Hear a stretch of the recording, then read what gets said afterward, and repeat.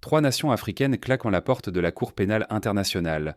Révolution judiciaire ou pari dangereux. C'est un tournant inédit. Mali, Burkina Faso et Niger annoncent ensemble leur retrait de la CPI. À Niamey, ils ne quittent pas seulement la scène internationale, ils brandissent l'idée d'une Cour pénale sahélienne des droits humains, façonnée pour et par l'Afrique.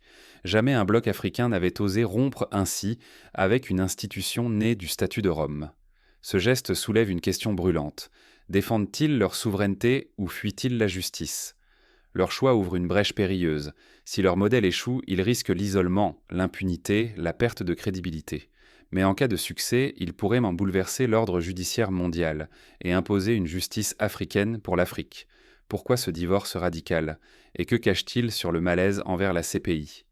Pour saisir l'ampleur du séisme, revenons sur l'histoire de la Cour et les griefs des États sahéliens. Décrypter ce choix, c'est explorer la relation tumultueuse entre la CPI et l'Afrique. Plongeons dans le passé de la Cour pour comprendre ce point de rupture.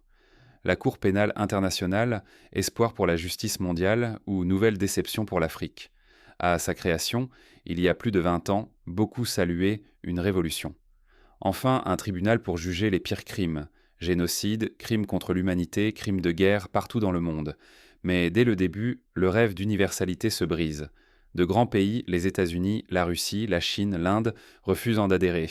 Résultat, les procès restent limités, rarement vraiment mondiaux. Rapidement, un malaise s'installe. Sur la trentaine d'affaires ouvertes, presque toutes visent dont des dirigeants africains. Présidents déchus, généraux menottés, ministres à la haie.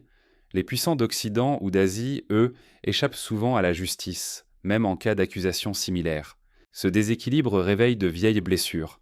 Partout sur le continent, on accuse la CPI de partialité, de servir les intérêts des plus forts, d'instrumentaliser la justice. La confiance s'effrite, la frustration grandit. Pour beaucoup, la CPI n'est plus un arbitre, mais un outil de domination étrangère, un levier politique plutôt qu'un espoir. Peu à peu, cette injustice nourrit une colère collective, et c'est au Sahel qu'elle explose. 3 pays décident de reprendre leur destin judiciaire en main. Mali, Burkina Faso et Niger font alors un choix radical, quitter la CPI et construire leur propre justice. Mais cette décision va bouleverser l'équilibre fragile de la région. Quand la justice devient-elle une arme? En Afrique, la question n'est plus théorique. Pour le général Toumba et d'autres dirigeants sahéliens, la Cour pénale internationale sert désormais d'outil aux intérêts étrangers, bien loin de protéger les peuples africains. Depuis plus de 20 ans, la CPI promettait une justice universelle. Pourtant, la plupart de ces enquêtes visent donc des chefs d'État africains. Les critiques pleuvent, preuves fragiles, pression politique, procès spectaculaires sans impartialité véritable. La frustration s'accumule. Partout, des voix dénoncent une justice imposée depuis l'Europe, ignorante de la souveraineté africaine. On parle de justice sans souveraineté, où les Africains n'ont pas leur mot à dire sur les règles. Les précédents sont marquants. En 2016, le Burundi quitte le statut de Rome. L'Afrique du Sud menace de suivre, fustigeant un traitement inégal. Le Kenya et l'Ouganda expriment aussi leur défiance. Le dilemme est cruel. Rester, c'est accepter une justice extérieure. Partir, c'est risquer l'isolement et les soupçons. Mais les pays sahéliens franchissent un nouveau cap. Il ne s'agit plus seulement de partir, mais de construire une justice conçue par et pour l'Afrique. La décision de se retirer ensemble redéfinit le rapport de force. Pour la première fois, 3 nations africaines entendent bâtir leur propre institution judiciaire. Et si, pour la première fois, le Sahel écrivait ses propres règles? C'est officiel. Le Mali, le Burkina Faso et le Niger lancent une cour pénale sahélienne des droits de l'homme. Cette institution régionale veut juger les crimes les plus graves, non plus sous le regard de l'Europe, mais selon ses propres normes, adaptées à la réalité du terrain. Pour beaucoup dans la région, c'est une victoire sans précédent, la dignité retrouvée, la souveraineté affirmée.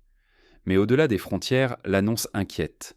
De nombreux ONG et experts doutent que la protection des droits humains puisse être assurée sans la supervision de la Cour pénale internationale. Certains redoutent que les élites ne s'en servent comme d'un bouclier, protégeant les puissants au lieu des victimes. D'autres y voient une chance unique. Renforcer l'indépendance judiciaire, rapprocher la justice des populations, là où la justice internationale est souvent jugée lointaine. La tension est palpable. Si la nouvelle Cour échoue à convaincre, le risque est immense. Perte de confiance, montée de la défiance, recul des droits fondamentaux.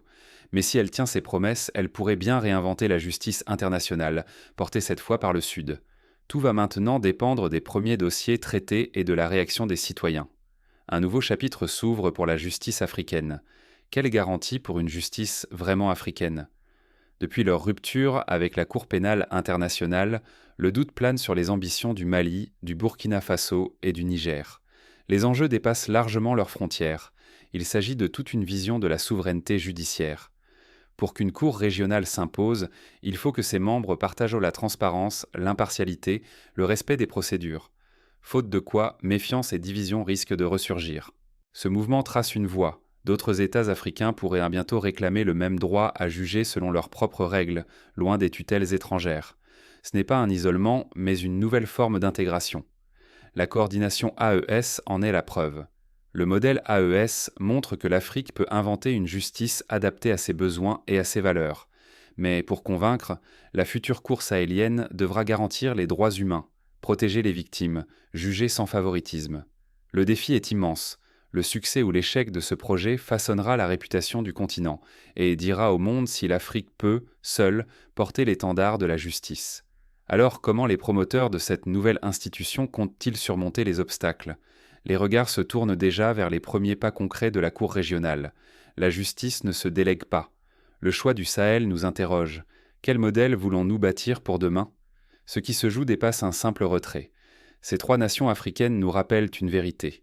La souveraineté ne s'hérite pas. Elle se construit jour après jour, institution après institution. Nul n'est épargné. Que l'on vive à Bamako, Ouagadougou, Niamey ou ailleurs, citoyens ou dirigeants, les décisions d'aujourd'hui façonneront la justice de demain.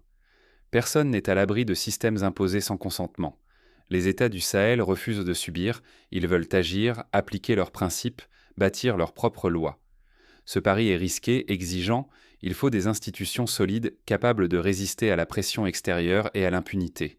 Chacun doit se demander, voulons-nous confier notre justice à des instances éloignées ou participer à un modèle plus proche, plus juste, adapté à nos réalités? La vraie souveraineté se gagne par la vigilance, le débat, la participation. C'est l'affaire de tous, citoyens et acteurs sociaux. Le Sahel lance un défi, repenser la justice internationale. Allons-nous rester spectateurs ou devenir auteurs de notre histoire? La suite s'écrit ici, avec vous. La justice de demain ne viendra pas d'ailleurs.